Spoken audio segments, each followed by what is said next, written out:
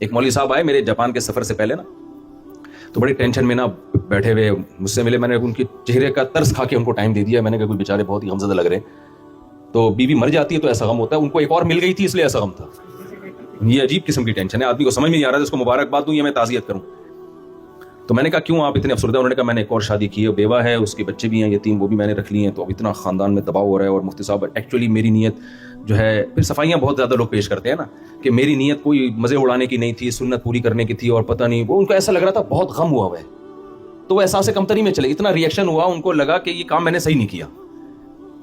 تو کہنے لگے کہ یہ کیا یعنی کیا؟ میں نے کہا دیکھو زندگی میں ایک ہی کام آپ نے ڈھنگ کا کیا ہے, نماز تو سب پڑھ لیتے ہیں, سارے داڑھی والے مولوی لوگ کیا نماز کون چھوڑتا ہے, زکات بھی دے دیتے ہوگے, حج بھی جب اللہ پیسہ دے گا سب چاہتے چلے جاتے, رمضان کے روزے بھی ہمارے یہاں ماحول بنا ہوا ہے. کام ایک ہی دفعہ تو آپ نے نیکی کا کام کیا, اس پہ بھی آپ بیٹھ کے کیا کر رہے ہو, روح کے اپنی نیکی ضائع کر رہے ہو, صحیح ہے نا. تو میں نے کہا آپ پہلے تو یہ بولو کہ کام میں نے بہترین کیا ہے.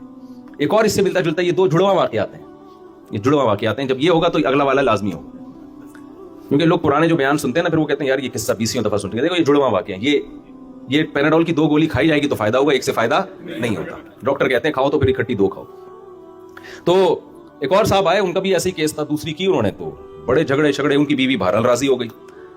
بیوی راضی ہو گئی اور بیوی کے رشتہ دار ناراض بیٹھا ہوا ہے, جس کا نہ کوئی لینا نہ کوئی دینا. وہ آ رہے ہیں ان کو مسلسل ٹارچر کر رہے ہیں. انہوں نے پوری کہانی آدھے پونے گھنٹے کی مجھے سنائی.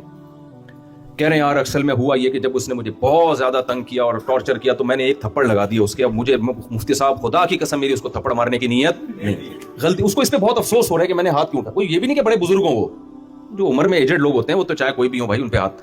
اسی کے عمر کا آدمی کہہ رہا ہے یار مفتی صاحب مجھے بہت افسوس ہوا یار, میں کیا بتاؤں, بس یہ دے میری نیت نہیں تھی. اور یہ وہ آدھے گھنٹے کے پورے واقعے میں نا, وہ پونے گھنٹے کے, اس پہ اس کو افسوس ہو رہا ہے. میں نے کہا پونے گھنٹے میں تو نے ایک ہی تو کام ڈھنگ کا کیا ہے میرے بھائی, باقی تو سارا ایران توران فضول باتیں لے کے بیٹھا ہوا ہے میرے سامنے, اپنا بھی ٹائم ضائع کر رہے ہیں اور میرا بھی. ایک ڈھنگ کا کام کیا اس پہ تجھے افسوس ہو رہا ہے. تو یہ ہے ماحول. کیا بھائی یہی ڈھنگ کا کام کیا نا, ایک بھائی چپ ہو جا ورنہ کیا پڑے گا, تھپڑ ہی تو پڑے گا. تیرا کیا لینا دینا, جب میری بیوی راضی ہے تو کون ہوتا ہے آ کے اچھلنے کودنے والا.